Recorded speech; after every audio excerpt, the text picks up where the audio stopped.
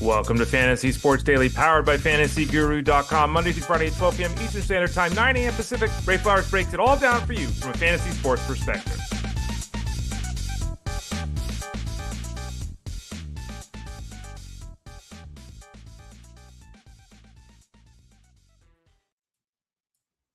Morning, everyone. Welcome to Fantasy Sports Daily, powered by FantasyGuru.com. I'm your host, Ray Flowers. I'm with you 4 days a week. You probably know that. Thank you for joining us today. Thank you for joining us all week.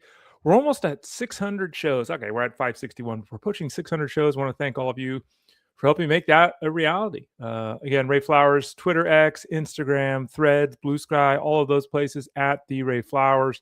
That would be the place for you to look for me. My work is at FG. You know that. We're still doing seasonal fantasy football. The rankings went up early this morning for Week 18. Yes, we do have Week 18 rankings. We talked about that yesterday. We'll have rankings in the fantasy playoffs as well. My matchup article will come out on Thursday as usual. My Friday look at the numbers in Coffin Corner will come out as usual. And then next week we'll start on this show and getting close on the website to transitioning to baseball, doing a lot of stuff behind the scenes. We'll get to that as we move forward. I'm with you 4 days a week, Monday, Tuesday, Thursday, Friday. On Wednesdays, I'm not here. Justin Fensterman is here, though. So we're always here about an hour each day, Monday through Friday, 12 to 1-ish Eastern Standard Time. Then you get about that hour break before the Elite Sports Show begins on SiriusXM Fantasy Sports Radio. That show is hosted by Jeff Mans. So that show goes from 2 to 5 Eastern, Monday through Friday. Today, though, I'm with Jeff. Usually it's Wednesdays, but today I'm doing double duty. I'll be with you here. I get about a 45-minute break here, and then I'll be on SiriusXM with Jeff. So no Wednesday for Ray today. I'll return to Wednesday next week. I'm actually going to be on with Jeff here in a little bit. Let's throw up on the screen what we're going to do here on the show today.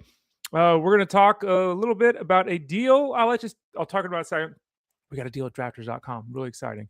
We're going to review Monday Night Football, Rams and Falcons, and some good here. Lots of We'll talk about that game. We'll take a look at the waiver wire. Yes, some people are still playing week 18. Yes, they are. Whether they're playing for some kind of overall championship or maybe everyone is all involved. Some leagues have a situation where the championship's week 17 and then week 18, everyone gets to play for some kind of an extra pot or whatever. Anyway, I'll talk some waiver wire. In about a half an hour, since it's a Tuesday, we'll visit with Armando Marsal. Armando will jump on here and we'll look at some of the week 18 storylines. What's the best way to handle week 18 in the fantasy playoffs? Should teams in the NFL be resting players in week 18? What's going on with the Chargers offense with the news that Justin Herbert's not starting? What about Lamar Jackson and the Ravens offense? Et cetera, et cetera. We'll talk about those storylines with Armando Marsal in about 25 minutes. Before we get to that, you can see it there on the screen. And let me even make it more obvious on the screen. We got a banner. Boom! Let's throw it up there right now. We do have a deal with drafters.com. Now, we talk about drafters.com all the time, right? We've had a good partnership with them for a few years now. If you've already signed up for them, with them, this promo code to get the match doesn't work. This is for first-time users only. Okay. If you've never signed up at drafters.com, though, you can get 100% match up to $100. So you can put up to $100 in to this best ball postseason tournament. So it's easy. You draft your team and that's it, right? It's a best ball tournament. One shot done. You don't have to worry about managing your team each week. I'll be traveling for this. I'll be for work or family. It doesn't matter. We just draft our team and then we let it play out. It's a best ball tournament, $300,000 in prizes with drafters.com. Again, if you have never signed up there before, use the promo code ELITE, ELITE. Promo code is ELITE. That will get you a 100% match up to $100. You can see the link there on the screen. You can find it in the description below. It's drafters.com/refer/elite. So for those of you looking for some fun, looking to continue having success in fantasy in 2025 into 6 with fantasy football, sign up using that promo code ELITE at drafters.com. And that does bring up a great point. As we've discussed here on the show many times, i.e. every day. We also have the package available right now, $29.99 the rest of the way. Get signed up and you get all of our football coverage through the playoffs, not including the Super Bowl betting guide, but everything else. Seasonal football, DFS football, wagering football, all of it. One low price. It includes college football too. We'll throw that in for fun.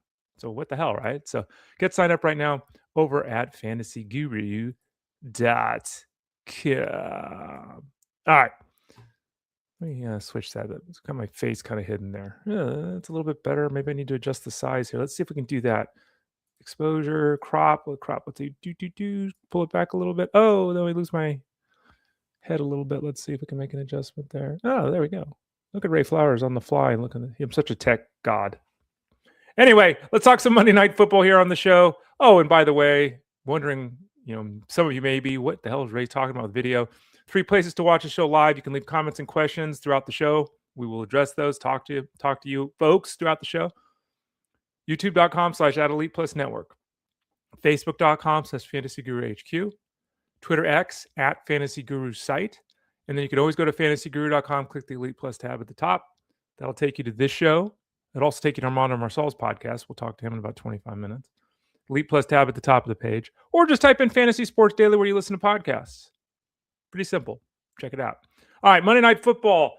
These Falcons barely won this game. They were up 21-0. They were up 24-3, and they barely won with a field goal with under 30 seconds left. This happens way too much in the NFL. We've all talked about it. Teams jump out to these massive leads. They let off the gas, and all of a sudden you got a ball game. The Rams made it a ball game. They fell to 11-5. The Falcons improved to 7-9. Falcons did win this game 27-24. Let's talk fantasy ramifications here. Matthew Stafford went for 269-2. So it wasn't a big effort for him, but it was a fine, stable, solid effort for him. Did throw 3 interceptions, though. So depending upon your league scoring, that solid effort might have got reduced. Some leagues are -2 points for interception. Some are -1. If it's -2, that's 6 points. If you get 4 points for a passing touchdown, so his solid performance, quote unquote, really comes down to what your scoring system is like in fantasy. The loss of Devonta Smith obviously is significant. We saw Mumfield step up with 5 targets, only caught 2 balls for 10 yards. Xavier Smith caught 4 balls for 67 yards, so those guys kind of filled in. Puka Nacua got in the end zone, so he didn't kill anybody, right? He was solid. 5 catches, 47 yards, and a touchdown, way below where he's been the 3 previous weeks. I think he'd gone 7-160 each of the previous 3 games. So 5 for 47 and 1. Ugh.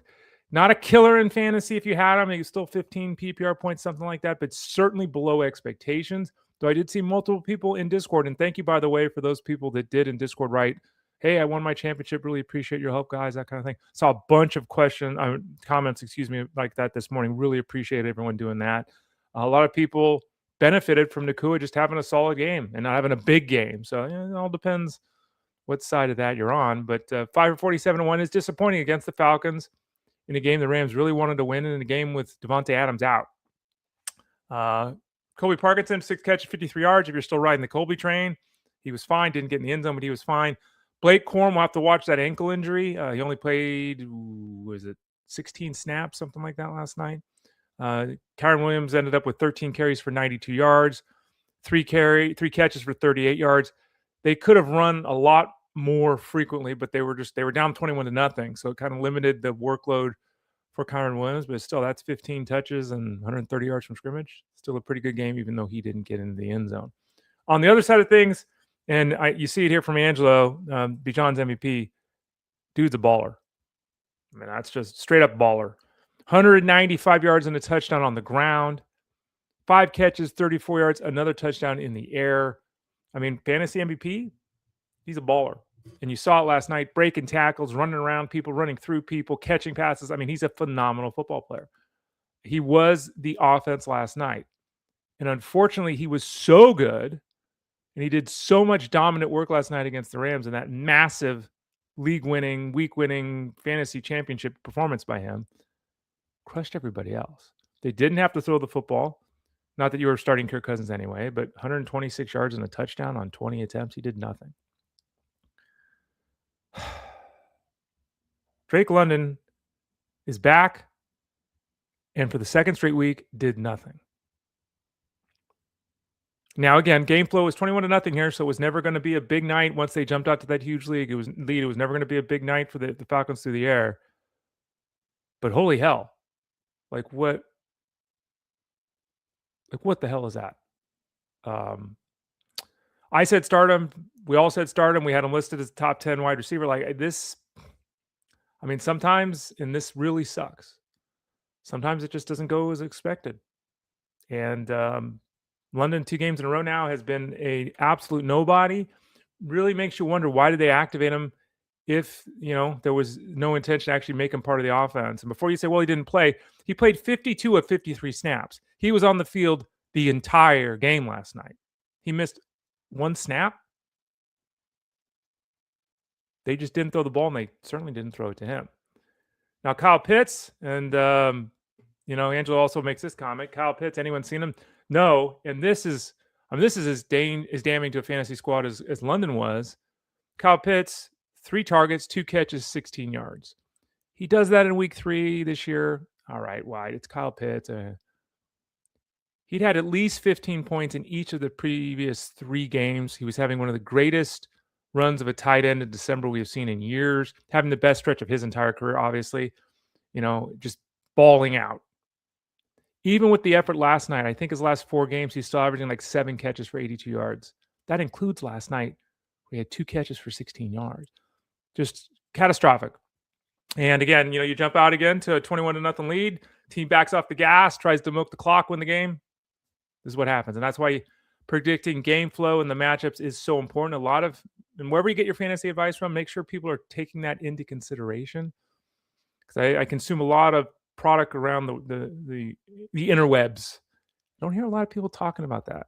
Should definitely talk about it. Now, no one, even if they talked about it, would have been expecting or predicting the Falcons to jump out to a 21-0 lead.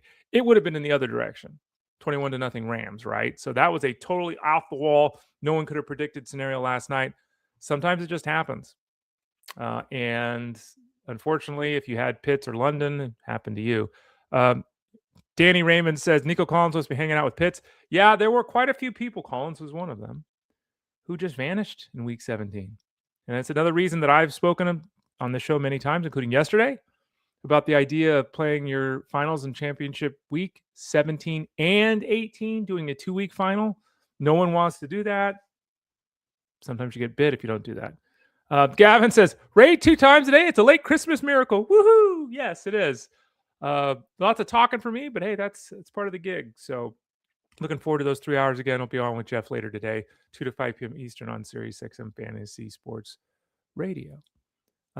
Henry Vargas says, hola, everyone. I hope everyone had a great season. Next year will be my year. Now on to baseball. We got you covered there. You know that.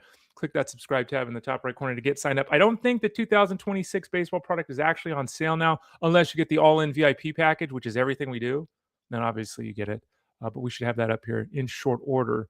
Looking forward to 2026 as well, Henry, and everybody else. All right, let's talk a little bit of the waivers. And I mentioned this earlier. Some people do have their finals in week 18. Some people do have a 2-week final. Some people are playing some kind of potluck scenario in week 18 where, like I said, I've heard of many leagues. I'm not in any. I'm in a league, Jeff Mann's home league. I'm 8-8. So I'm not, but I'm still playing every week. We're still playing. There's still pots available for every week of the season, including week 18. Or wait, what am I, 8-8? Maybe I'm 9-8. Maybe I moved to 9-8. Is that right? Oh, let's pull that up as we're talking here. But the bottom line is people are still playing. You may not be playing. And I know the majority of fantasy analysts don't even participate. Yeah, we're 9-8. Moved to 9-8 yesterday. Yes. I think we beat Jeff this last week in week 17. Moved to 9-8 in that league. But there are people still playing. So let's go through some players that could be on the waiver wire. Tyler Shough is obviously somebody that is performing very, very well right now. And there is I think a legitimate debate whether Tyler Shough is an answer for this organization or whether he's just playing some pretty good football. Don't forget, he's like 27 years old already. This is not, 26, 27, maybe. Is he 27? He's 26 or 27. He's not a young guy. There's not much growth that's likely to come as a result of his age. I mean, this is years beyond what the average rookie is in the NFL. Now, he's thrown for 300 yards and a touchdown each of the last 2 games without an interception, which is great work for a rookie quarterback. Before we get all super excited, I mean, these numbers are solid, right? Last 6 games, he's averaging 257 yards. 1 touchdown, half an interception. Does have a couple of rushing scores in there, but, bottom line is 8 touchdowns in 6 games. Are we getting a little ahead of ourselves? Facing Atlanta just did a pretty good job against the Rams, intercepted Stafford 3 times, held that passing game in check. You're really going to trust Tyler Shough against that team in Atlanta on the road? They're playing good football right now, the Saints, but I'd be very cautious there. Running backs to talk about. Let's first talk. Oh, there it is. I should look on this side of the screen. It's much easier. Malik Davis. We don't know with Javonte Williams with the neck and / shoulder injuries. He's dealing with these two things. At this point in time, we're hearing, as we should, and we'll talk to, again, Armando Marsal in about 15 minutes about this, resting players and that all stuff. We're hearing right now that the Cowboys have no intention of doing that. We don't know what it's going to look like for Javonte Williams this week. You look at his snap counts. I'm looking at him right now. Weeks 11 through 14, 52, 58, 55, 65. So in the 2 weeks before that, 53, 58. This guy is playing 85, 90% of the snaps every week. Last 3 games, 20 snaps, 33 snaps, 25 snaps. So he's really slowed down. They're facing the Giants this week, a team they will have success running the football against because everyone does.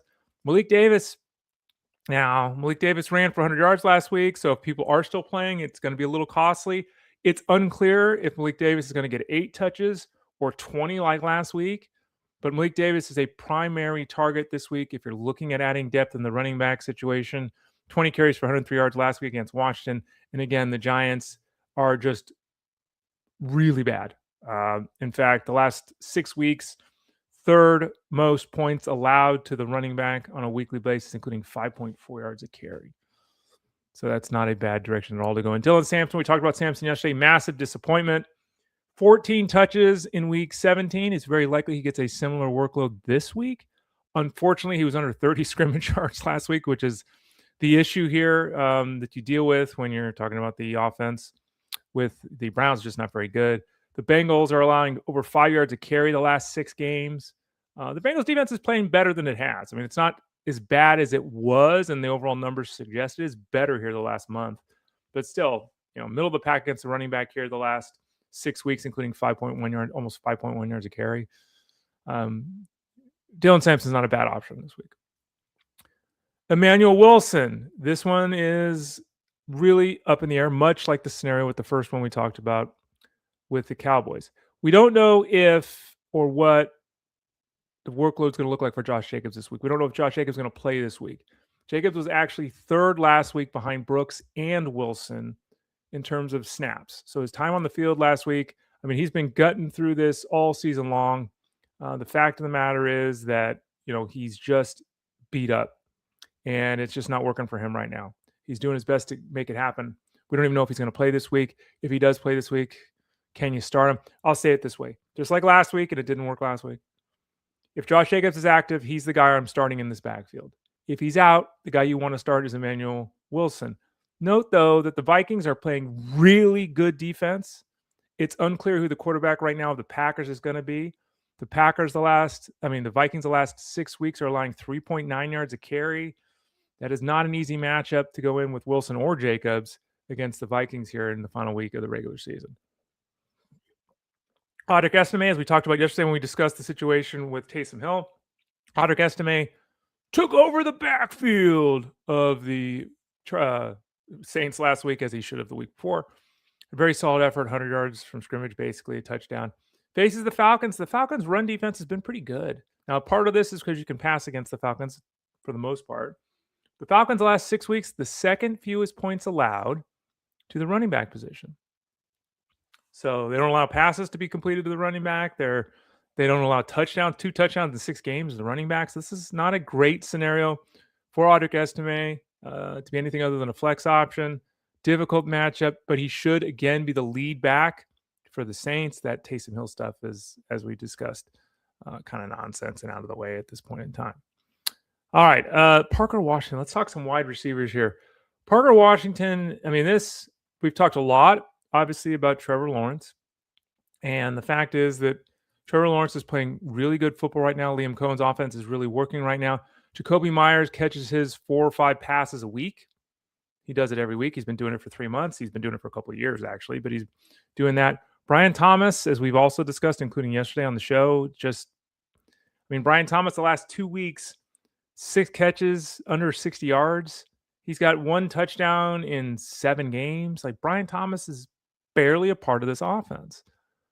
In reality, Parker Washington should be having these numbers. Parker Washington should be in the 5 to 11 point a week zone, but not Thomas. Brian Thomas has been in that 5 to 11 point zone for half the season. I mean, it's basically actually who he's been all year long. What is Brian Thomas averaging, by the way, on a per game basis? 10.1 points. That should be Parker Washington. What is Parker Washington doing? Well, Parker Washington on a per game basis is at 10.2 points. So really, again, right? But of late, Parker Washington has clearly taken on a more significant role. Each of the last 2 games, both on the road, including one against Denver, 10 targets, 6 catches for 115 yards in each game, and 1 touchdown. He's gone over 70 yards in 3 of 5 games. And again, he's gone 6 and 115 each of the last 2 games.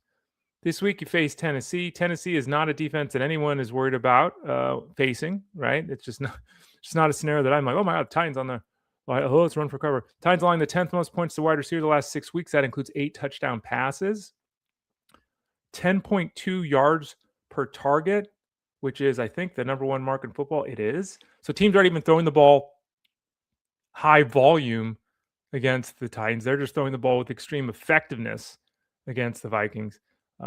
We're feeling pretty good about Parker Washington. Remember, the rankings are up right now over at fantasyguru.com. Just as always, they'll be updated later in the week, as always. Jeff Mans and I, I'm sure we'll talk about that a little bit on the show today. Again, I'll be with him from 2 to 5 Eastern. But yeah, Parker Washington, you're going to have to pay. It's probably going to be the number 1 receiver target. I think I saw his ownership rate on Yahoo was like 37%, something like that. So he's available in a whole bunch of leagues. And if he is, not a bad direction to go. Detroit is most likely to try to finish strong here by playing all their guys. What does this mean? Well, they don't have a tight end they can utilize. Zolstra and Berkshire, they're not using those guys with Brock Wright and Laporta down. They probably would really feel good about establishing Jahmyr Gibbs on the ground. That has been something, as we've discussed here on the show, that just hasn't happened in a month. Amon-Ra St. Brown is going to get his 8-10 targets. Jamison Williams is going to get his 7 to 8 targets. That third receiver, is it Raymond or TeSlaa? And that's really the problem with Isaac TeSlaa. TeSlaa is the one of the 2, Raymond and TeSlaa, who you obviously would start. You're not starting Raymond anymore. You would be starting TeSlaa. Is it a scenario you want to start TeSlaa? Well, he scored a touchdown in 4 or 5 games. Okay. He scored a touchdown in 4 or 5 games. And in those 5 games, his average point total per game is 10.1. That's almost impossible. He's been Brian Thomas the last 5 games, and he scored 4 touchdowns in 5 games. There's no volume here whatsoever. So TeSlaa against the Bears, you're hoping for a 20-yard touchdown. That's a really tough place to be. Jalen McMillan, and this is also something that we've talked about. Jalen McMillan is basically become the 3rd wide receiver the last 2 weeks. He really, truthfully, has surpassed Emeka Egbuka. And that, whether that continues this week or not, that's unclear. But I would say with the trend we have seen with Egbuka and the way things have gone in that matchup with Carolina for the division title, it's really tough for me to not think McMillan would be the guy instead of Egbuka. Not that either one is the guy, because obviously Evans and Godwin are the guy. But, we're talking about a player who basically ran the same amount of routes, saw the same amount of snaps last week as Egbuka, a guy who basically did the exact same thing the week previously, and a guy in McMillan who caught 7 passes on 9 targets last week for over 100 yards. So McMillan's in play as a waiver wire pickup. I don't want to start him. I'm not starting 3rd receivers on teams, 4th receivers on. I'm not starting that. That's more of a DFS move in my opinion. But he's right there with Egbuka for that 3rd spot in the pecking order in the passing attack with the Bucs. Kyle Williams, and this is an evolving scenario. This happened right before the show started. Stephon Diggs, apparently, and the team is expressing support for Diggs, and Diggs is saying this didn't happen. But there are charges from an event earlier this month, according to the court records, that there's felony strangulation or suffocation and misdemeanor assault charges with battery being filed against Stephon Diggs. So again, misdemeanor assault and battery charges, as well as felony, which means jail time, strangulation or suffocation. This has gone back on December 2nd. He was never arrested here. So my assumption is, and I guess the first arraignment's in January. My assumption is that the NFL won't take action, that the team won't take action, that Stephon Diggs will play this week. And until this case is adjudicated, which obviously will be after the completion of the 2025 NFL season. That's my assumption. Now, these are not, hey, did you drive fast on the freeway? This is, strangulation, suffocation, felony charges. Like, this is serious. This is serious, right? And then again, this could result in jail time if it's indeed an accurate depiction of what occurred. We don't know anything more. This is, again, happening in the last hour here. So I'm assuming Diggs is going to play, right? Even so, we don't know about Kayshon Boutte. Is he going to return from his head injury? We know that Mac Hollins is on the injured list. Kyle Williams is next man up. We saw that last week. He ran as many routes as Diggs. We talked about this on the show yesterday. And with Diggs, even if he's active, where's his head at? What? Kyle Williams starts getting really intriguing for a guy who hasn't really done much of anything except catch, 3 or 4 nice balls this year. But Kyle Williams is absolutely in play. Scored a touchdown in week 16. Last week had 3 catches for 20 yards, but again was on the field the whole game, was running all the routes in that dismantling of the Jets. Faces the Dolphins this week. That is not a matchup that anyone should be fearing as well. So check it out. Kyle Williams, especially with that information here with Stephon Diggs. Chig Okonkwo as we go to the tight end position. Chig last week had a big effort. It's been Chig and Gunnar Helm. Bottom line is that we've seen Cam Ward improve. He's thrown for 2 touchdown passes every week. In fact, we'll talk to Armando Marsal about Cam Ward here in a few minutes. But the fact is, Okonkwo got scoring each of the last 2 games. He is a very athletic tight end, kind of in that as a likely mold of a guy that, really, if he doesn't get a touchdown, you're not getting anything. Facing Jacksonville, which is a difficult defense here in the final game of the season, Okonkwo comes in with a touchdown in 2 consecutive games. Michael Mayer had 9 catches for 89 yards last week. Basically, there was like 2 games all year that Brock Bowers was better than that. I mean, Mayer basically was better than Brock Bowers had been for 2/3 of the season. I mean, you can't expect that to reoccur. There's also going to be the change of quarterback. Almost certainly, Geno Smith will not play. Kenny Pickett expected to start, though. Aiden O'Connell still floating around. Expected to have Geno Smith on the sideline. So let's not pay for Brock Bowers with Michael Mayer, though there's a lot of draft pedigree here. And truthfully, the Raiders only took Brock Bowers because he fell to them. I think their plan all along was to have Michael Mayer be their tight end, catch 70 passes a year, that kind of thing. They had to take Bowers because he fell, kind of jammed up their roster a little bit. Pat Freiermuth, keep an eye on this situation. Dwayne Washington is out. DK Metcalf suspended, is out. We saw it last week. There are no pass catchers here when you're throwing, 14 passes to Miller and MBS, something ridiculous like that. Tight ends are going to be involved. And we saw it late with Pat Freiermuth. 2 of his catches were on that final drive. I can't start Pat Freiermuth, even with the scenario the Steelers are in this must-win game against the Ravens. I can't start him. He catches 3 passes for 30 yards every week. In theory, he and Jonnu Smith should have bigger roles with DK Metcalf out and Washington out. We'll see. And then finally, Colston Loveland. Loveland is obviously an ascending player. Last week, 10 targets, 6 catches, got in the end zone for the Bears. A really strong performance from him. He is somebody that was in the bottom of the tight end 1 rankings last week. This week, he faces a Detroit team, obviously, that's going to want to finish on a high note after a very disappointing run here to end the way. Detroit 17th the last 6 weeks in points allowed to the tight end position. So right about in the middle. I am Ray Flowers of FantasyGuru.com. Every Tuesday, our main man, Armando Marsal, joins us. We talk some football. We have some fun. It's Tuesday. Let's talk football. Let's have some fun. Armando Marsal of FantasyGuru.com. How you doing today, Armando? Doing good, Ray. Doing good. Happy to be here, man. Talking some football with you. How's it going over there? Doing all right over here. A little cold, so that snow in the background. We don't have snow here, but it's a little cold, so it's it's nice. What about where you're at? Sometimes it's cold. Most of the time, it's not. How's the weather in Florida? Well, we haven't gotten any snow yet, Ray, as of right now. No, we don't get snow down here, but it hasn't really been cold. It's actually really hot, about 80, 81 degrees out there. It is supposed to get cooler now in the next couple of days. I believe it's going to get we're going to have a low of 45 in the upcoming days. So I am looking forward to that. I like that weather. So I am missing some of that cold weather here, Ray. Yeah, I understand that. I'm not missing snow. It's been cold. I tell you this, I've been taking the dog out a lot. My gal's been traveling. Everyone knows that she went to Iceland and everything. So I'm up at 6 a.m. taking the dog out and everything like that. When it's 43 degrees, it's pretty cold. Now, if there's no wind, it's okay. But even if it's like a 10-mile-an-hour wind, then it's cold. So happy today I didn't have to do that. She took the dog out this morning, so I'm good here. before this show becomes a Weather Channel experience. Let's talk some football, Armando. Lots going on in Week 18. Obviously, one of the big scenarios that people have decided basically is that they're not playing Week 18. Fantasy leagues end in Week 17. What are your thoughts? How should folks handle Week 18? Should they not play Week 18? Should there be 2-week finals? Should everyone in the league come together for some kind of potluck in Week 18? Should people play DFS? How do you think people in general should be handling Week 18?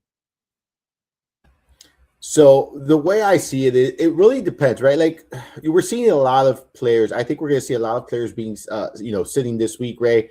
I think some teams are not playing for anything.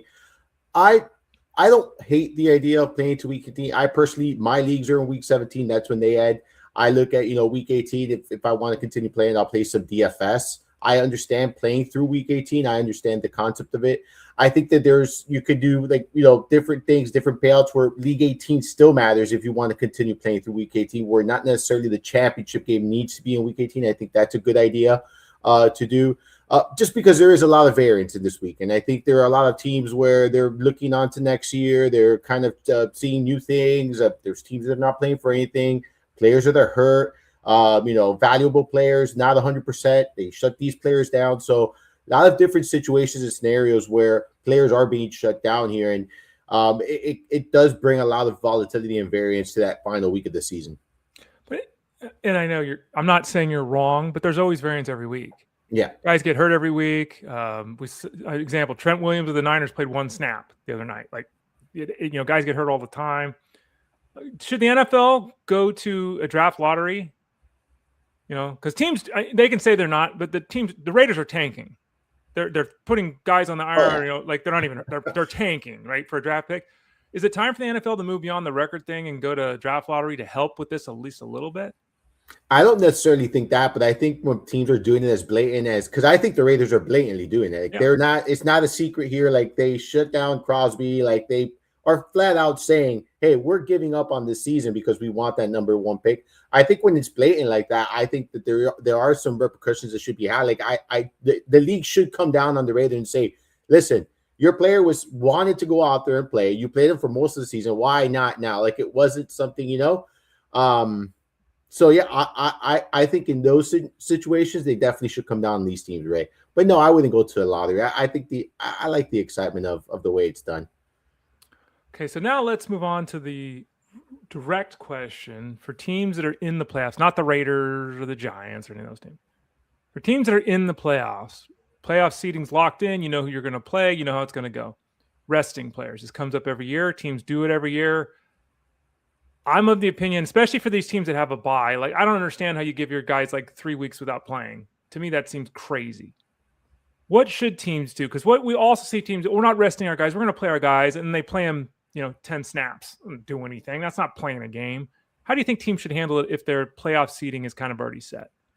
I think it's very situational, right? I feel like what the Chargers did with Justin Herbert here, this game technically doesn't have meaning, but this determines who they play in the first round, right? If they go and beat Denver and New England wins, then they play Denver in the first round. And this is a team that they would have already beat twice in the season. But Justin Herbert is playing through an injury. So I understand shutting him down because it doesn't change where you stand in the standings, right? That kind of situation. But to what you're saying, I think, teams treat this like a preseason. I view that this final week when they're already locked in, they treat it like a preseason. So if you have a bye week, maybe get your guys out there for a couple of snaps or whatnot. I don't think it's worth the risk of injury for some of these guys.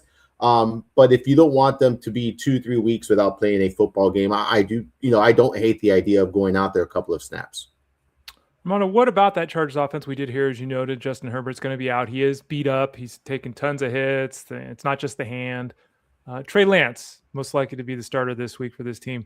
What does that do to the offense? Is Trey Lance hey, DFS? I mean, is it, we're hoping that Keenan Allen does something because he never does. Is Ladd McConkey going to come? What are we doing here with this offense now that Justin Herbert is out in Week 18? Yeah, I just don't trust it, right? I don't trust it without Justin Herbert here. I think it's going to be very volatile with Lance. He is athletic. We know he has that rushing ability, but it's just never coming to fruition at the high level, right? And I just don't know if this is the week. in a game where Denver, they took to lock in that number 1 seed, they got to win, right? Like, I don't think they're going to come in here and hang out and just say, hey, we're taking the week off. I don't think that's going to happen there. A tough game, a tough defense, a tough game environment, I think, for Land. So I'm very, very hesitant for those who are going into week 18, playing this week. I'd be very hesitant. I view him as a high risk, high reward play, and I just don't know how high that reward is going to be in this matchup specifically. So QB2 in a super flex league, sure, or 2 quarterback league, sure. But if you're in a single quarterback league, I don't see a need to be starting Lance this week. Armando Marsal of FantasyGuru.com joins every Tuesday at about 12:30 Eastern Standard Time. I've been, as many people have, I think, rightly critical of Lamar Jackson. I don't know. You watch Lamar, and this is, again, not fair. You watch Lamar Jackson, it doesn't look like he cares. Now, again, I'm sure he does, but that's the perception I get from watching him. I've seen the plays when I know he's hurt. He's been hurt all year long, just like Justin Herbert. The play where he supposedly hurt his back was weak. I don't know. We heard he had a back bruise. Okay. Didn't play last week with his team's season on the line. Weak. We're hearing now we're still not positive he's going to start this week. Like, what the hell is, like, if Lamar, I need to hear Lamar Jackson's fractured 3 vertebrae. Like, your season's on the line. You're getting paid gazillions of dollars. You're going into a season where you're going to have to renegotiate your contract because you're due like $75 million. You're not going to pay that. Is Lamar Jackson going to play? If he does play, is that better for the Ravens than if it's Tyler Huntley out there? So, okay.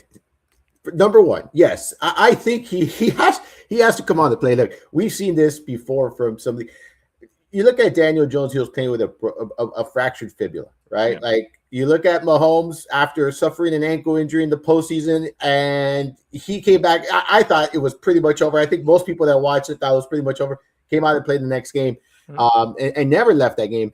You look at, this is a season on the line, like you mentioned, for Baltimore. You win or you go home, right? So, yes, it's not a playoff game, but it technically is a playoff game because without this, your season is over. So I definitely think, unless it's a serious injury and they're hiding something, they're masking something that we don't know about, right? We've seen this in the past as well, where franchises are hiding things or whatnot. And unless it's a very serious injury that they're not discussing and disclosing at this moment, he should be out there. Do I think he gives them the better chance than Huntley? Yes, I do. I think at the end of the day, he's the more talented quarterback. He's the one I would want under center if I am the Baltimore Ravens to get me to that, next stage of the season. So he needs to come out here and perform, and he needs to come out here and, and really set the tone here.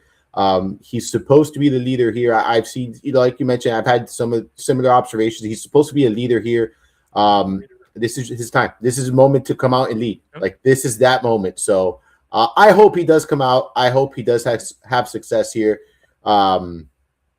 because I would hate to see his season end on a sour note. Yeah, I mean, this is a league MVP, right? This is a guy that might go to the Hall of Fame, bro. You got to play. I mean, it's just, you got to. Yeah. I don't care if you've got a Willis Reed out there and walk with one leg. You got to play. So we'll see how it goes to the Ravens. Cam Ward, another guy on the other end of his career, right? He just started his career, and he's a guy that for 2/3 of this season, who cares? Even in Superflex leagues, like we would get the question, hey, do I start him or Juwan Jennings, right? Last 4 games, he's thrown 2 touchdown passes every game. We spent a lot of time talking about the running game and Tony Pollard. And part of the success, I think, of Ward is Pollard. Part of Pollard is Ward. Like, it obviously feeds off each other. But the last 4 games, again, 2 touchdown passes each week. Facing the Jaguars on the road this week. But are you seeing anything positive coming out of Cam Ward here? Because the numbers do look better here down the stretch. He's definitely looked much better down the stretch. You mentioned it. Like, you go back to week 14, he's had at least 2 touchdown passes in each and every one of those games with only 1 interception, right? That's the big thing for me. We talked about this last week where he went through an extensive period of time throwing an interception every game. It was exactly week 3 all the way through week 8, an interception in every single game. I'm still not sold on Ward. I'm still not, optimistic about the long-term outlook. I'm still lower on the field than I'm still lower on him than most people are. But I do think this is good, right? Like, this is good for him to step in next year, take a step forward, and next year pick up where he left off this season. I think this is a good, stepping stone for him. Glad to see it. Hopefully it continues.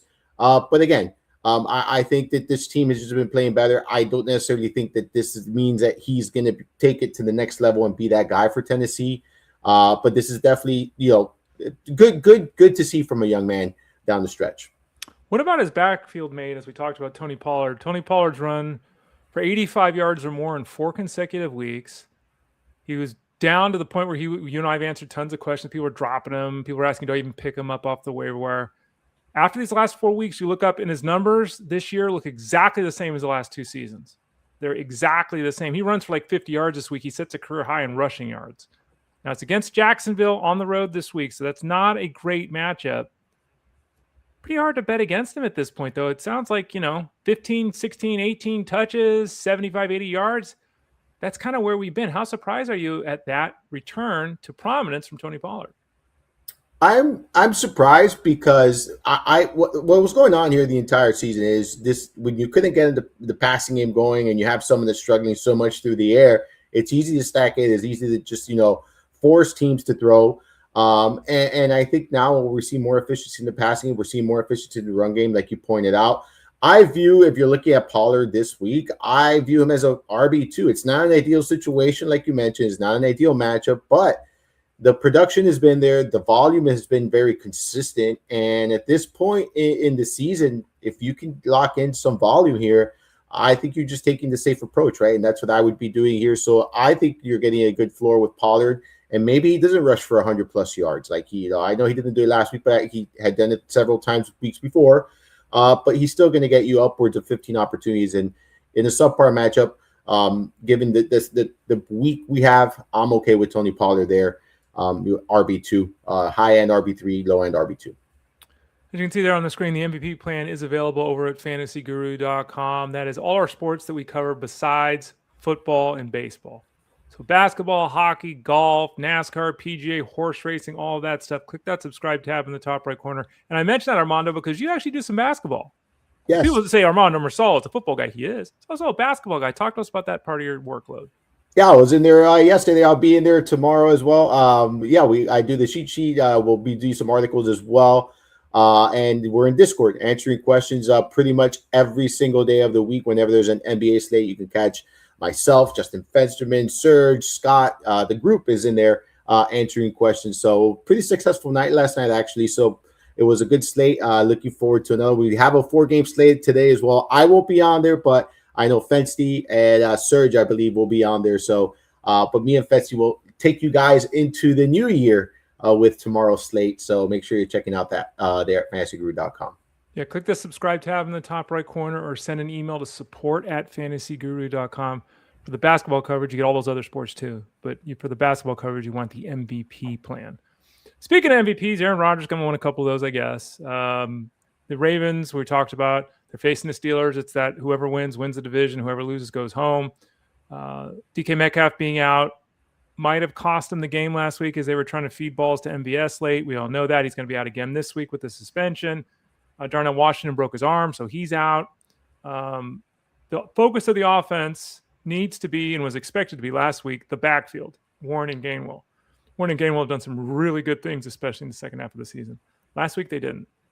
This week, they're going to have to reestablish that ground attack because this passing attack is just not going to get it done. They're not going to be able to ride the arm of Aaron Rodgers to win this football game, in my opinion. Gainwell and Warren going to do better than they did last week in this matchup with the Ravens, Armando? I think you can expect similar from Warren. This is a very difficult matchup. The only thing is he wasn't involved in the passing game at all. Last week, 0 targets. But Gainwell was still very much involved in the passing game, 4 targets. I know we were accustomed to seeing 6 to 7, 6 to 8 in that range. So a little bit fewer than we're used to. Yeah, there. I didn't know you would know that. I'm pretty sure my son is somewhere out there doing the same thing you just did. Him hearing me say that. But yes, I do think, look, we're seeing this a split field like between the two where Gainwell's very much involved in the passing game, working as that pass catcher. We kind of saw the same thing. The production, the efficiency just wasn't there. This is another difficult matchup for them. I'm still okay with going with Gainwell. I still expect, a floor of 5 targets. Like, I really do expect that here, especially with Washington now, him being out. It's just very clear, right? You cannot win a football game targeting MVS 8 times. Like, you cannot. You got to figure something else out. I heard you mention, getting the tight ends a little bit more involved, like John Smith and things like that. We have to see that. Freiermuth, like we kind of have to see that here. I think we'll see Gainwell more involved. I was very surprised, as far as Adam Thielen, the kind of them you like, what I'm saying. So I think you're gonna have to get a little bit more from there. And just MBS is that one trick pony, and we've seen it a couple of times already, right? Where he's dropped that big pass. I think he dropped on this past weekend as well. So DK Metcalf not being there is hurting them. I expect it to filter through the running backs and tight ends once again, though.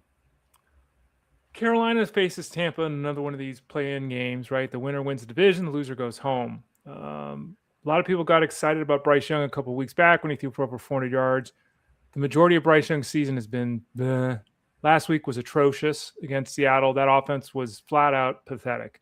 He threw for 54 yards. Like, that's embarrassing. Now, again, with the Brosmers and the Oladoklins of the world, like, we're seeing games under 75 yards, which is astounding.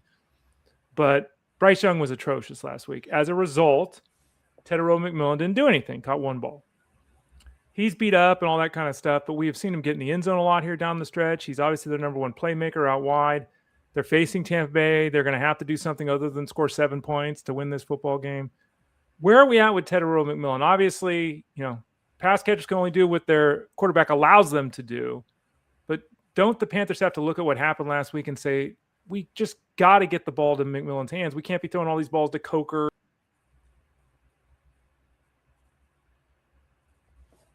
Oh, boy. Not sure if it was Ray or myself that got kicked off. I'm back. Here we go. Oh, you're back. All right. I wasn't sure. I did the, oh, boy. Oh, so boy. You got that on video. No, that was quick. Good. So we're back in. This wasn't like the last time where it took 3 minutes. Where are we at with McMillan? Because again, you need to win a game. Got to get the ball to your best guy that catches passes. Are we going to see that this week in this matchup with Tampa Bay? Yeah, so I think, look, last week it was a very difficult matchup against Seattle, a team that was also playing for something last week. Defense that we've, been very, we know how good they can be. So that the fact that they struggled, I'm not overly surprised. This is a much better matchup. The Bucs do funnel to the pass. They're very good against the run, but they do funnel to the pass. They also allow a lot of receiving production to the running back position here. But I think McMillan, when you look at the numbers, right, going back to week 10, he's been a top 36 wide receiver in all but 2 games, right? He's had over a 20% target share in 4 of those games, scoring a touchdown multiple times there. He had a very good game here against the Bucs, catching 6 passes for 73 yards and a touchdown the last time they faced each other, finished as wide receiver 14 in that game. Look, they're going to have to pass it to the Bucs here if they want to win this game. I think that's where they're going to find their success. And I think it's going to be McMillan here. I'm going to continue to ride him. If you've been playing him, continue to ride him out here in week 18. I view him as a mid-level wide receiver 2 with wide receiver 1 upside. Really where I'm viewing him this week. And someone in DFS I'll probably be targeting this week as well. So do like the matchup for him. Do like him going to this weekend. You mentioned something, right? Like, I think he had a pretty good season despite the quarterback situation there in Carolina, right? Like, Bryce Young has flashed and has had some big moments. I'm not taking anything away from him, but he's also not been great, right, in a lot of other times. So the fact that McMillan had the kind of season he's having, I think says a lot about how talented he really is and truly is. I'm looking forward to year 2 of McMillan here. Armando Marsal of fantasyguru.com.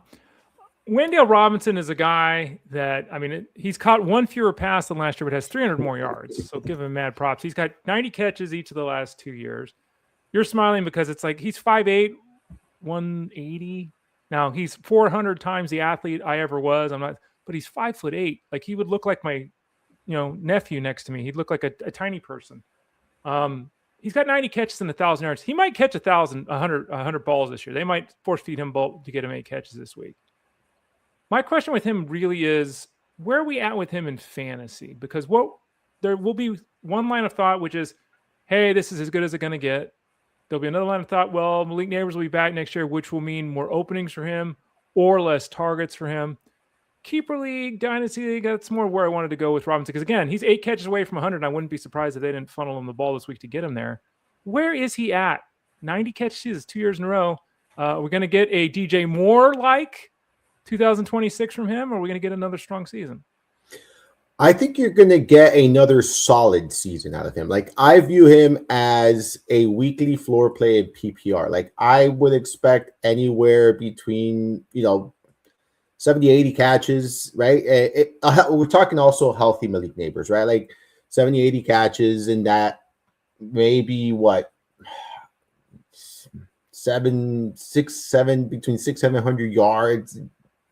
There you go again. Like you did it. 6, I know. You see, I set myself up for those. Yeah, like something like that, Ray. Like I feel like in the top 48 wide receiver range, like you could look at a wide receiver 3/flex option out of him when everyone's here is healthy. Like that's what I view him as. I think this year what we saw was more seeding games out of him because of the fact that that there was no neighbors, and I think that's what it is. Like we just saw more seeding games because there was multiple times this season where he was targeted. Like you look at it 14 times, 11. I think if Malik Neighbors, is in there, I don't see him getting double-digit targets as consistently as he was getting them this year, right? And if this team does get better and they're not throwing the ball a ton, we know Jackson Dart likes to run the football. They have, the tight end, Theo Johnson, young tight end that's continuing to develop. Like this is a team that has a lot of young building pieces. So I still think he's going to be a weekly floor guy, but he is more of a floor play than a ceiling play for me from a fantasy standpoint. Armando, let's go to Miami, your home state, Dolphins. Quinn Ewers, right? He's done a decent job the last couple of weeks. The offense hasn't fallen apart. Obviously, Jalen Waddle last week, tremendous bagel city from pass catching perspective. They've never established their second receiver, Malik Washington. Devon Achane continues to be the only part of this offense that really is a usable piece on a consistent basis. Darren Waller is somebody who's had games and had moments this year, who is somebody that some people wanted to make a thing. I always said, I'm out. I'm not interested. I don't give a damn. People have still been starting Darren Waller here the last couple of weeks. Meanwhile, Greg Dulcich is really the tight end to use in this offense now. And I didn't expect to say that either, but hey, that's where we are here. Last week had a big game, 5 catches, 58 yards and a touchdown. Again, outproducing Waller here the last couple of weeks. Is that the way it's going to finish against the Patriots? I don't want to jump the gun and say that. I think he will outproduce Waller, but that doesn't mean that I think he's going to produce top 10 numbers or top 12 numbers this week. We're still seeing them use all 3 tight ends really here. When you look at the routes run, when you look at the snaps here, like they're all being utilized. Hill, played in 33 snaps. Waller played in 22. Dulcich played in 21. You look at the routes run, it was 13 for Dulcich, 14 for Waller, 10 for Hill. Like they're utilizing all of these tight ends. It's just that's how they've been operating here. It's been successful. I think they'll ride the hot hand. You mentioned, I think Dulcich does provide the safest floor of this bunch. He's been the more consistent with at least I think it's over 40 receiving yards, if I'm not mistaken, in 4 straight games. 4 straight games here for him. So he's giving you that floor. He's finished as a top 24 tight end each of those 4 weeks. So again, you're looking at a floor play, 7, 6.6, 7.6, 16.1. Those are PPR points. And I know I set myself up for that one again. As I was reading it out loud, Ray. 6.7. Yeah, 6.7. There you go. Yes. So I set myself up for that one once really again, Ray. Yeah. You finished without I cut you off. Yeah, no, it's okay. Yeah, I just think he's a floor play. But I wouldn't expect top 12 production here. Armando Marsal at fantasyguru.com. This was not planned, folks. This wasn't something we were expecting to do. It is week 18. People are playing in their various styles of play. What's your workload look like this week? Is it still similar? Are you still putting up the articles and all of that? Because I know some people have questions about what are you guys doing in week 18? I'm still doing the same thing. The rankings are up over at fantasyguru.com. What about you, Armando? Yep. All of the spreadsheets, all of the content still going up. A podcast on Friday as well. We'll be covering probably going to cover every single game on this one. I know there's 2 games on Saturday and the remainder of the games are on Sunday. I'll just probably cover each and every game. We still got the Sunday live stream as well there at 12 noon Eastern time there. So make sure you check that out. Chris Rose and myself will be breaking down that Sunday slate in depth. And then Discord, we're still going to be in Discord, answer your questions. I know a lot of people are still playing. So that's what we've been doing the last couple of weeks is we do some of the the diving into the content, still updating the spreadsheets, but we're in there in Discord answering specific questions. So make sure you're checking us out in there. I know saw you in there earlier. I've seen the guys in there. I saw Rich in there earlier. So any questions, any specific thing you want to discuss, and even if you're already planning your next season and dynasty stuff, make sure you're reaching out to us. Yeah, click that subscribe tab in the top right corner. If you have any questions, send a note to support@fantasyguru.com. Send that email, support@fantasyguru.com. At the top of the page in the toolbar at fantasyguru.com. On the right side, you'll see the subscribe. In the middle there in that toolbar, you'll see Elite Plus. Click on that Elite Plus tab. What you find there is the One Man's Opinion show by Jeff Manns. You find this show, Fantasy Sports Daily. You find Armando's show, Mind of Marsal. Justin Fenchman, who hosts tomorrow on Wednesdays. You find his basketball diaries. And then we have the Race Guru Thunder Hour there as well. All part of the Elite Sports Network. So click that Elite Plus tab at the top of the page. We'll be back here again on Wednesday. I won't be here tomorrow. Justin will be here tomorrow, I assume, with Rich Miletto. But I think we're going to continue having you on Tuesdays, Armando. You okay with that? Even as the season winds down for the regular season for football, you're still in for that, right? Absolutely. We're going to be doing, I'm going to be covering some playoff content as well. So Sure. Nothing changes. Staff picks are still going to be rolling all the way through the Super Bowl. We have fun with that as well. I know the last week for the Super Bowl, we give our win and score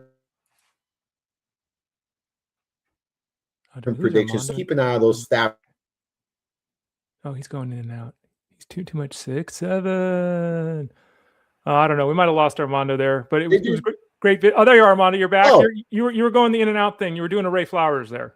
Oh, sorry. Oh, all right. No, so just DFS and NFL content. It's going to go all the way through the Super Bowl. So make sure you keep an eye out for that, and as well as NBA content. So you're definitely going to see me around. And yes, every Tuesday I'm booked. 12:30 Eastern Standard Time. Armando Marsal will be here with us moving forward. Armando, thanks for your time today. Good luck this week with football, with basketball, with the family. Happy New Year early, and we'll talk to you next week. Thank you for having me on. He's Armando Marsal. I'm Ray Flowers. Remember, the Elite Sports Show on SiriusXM Fantasy Sports Radio is 2 to 5 p.m. Eastern Standard Time, Monday through Friday on that channel, SiriusXM. I'll be with Jeff today, not on Wednesday this week, on Tuesday this week. So about an hour from now, I'll be jumping on there to talk. So 4 hours of talking in 5 hours. Can I do it? Yeah, I got a big mouth. I can do it. For Armando, I'm Ray. It's been Fantasy Sports Daily, powered by FantasyGuru.com. I will see you all in the new year. Happy 2026 early from FantasyGuru.com.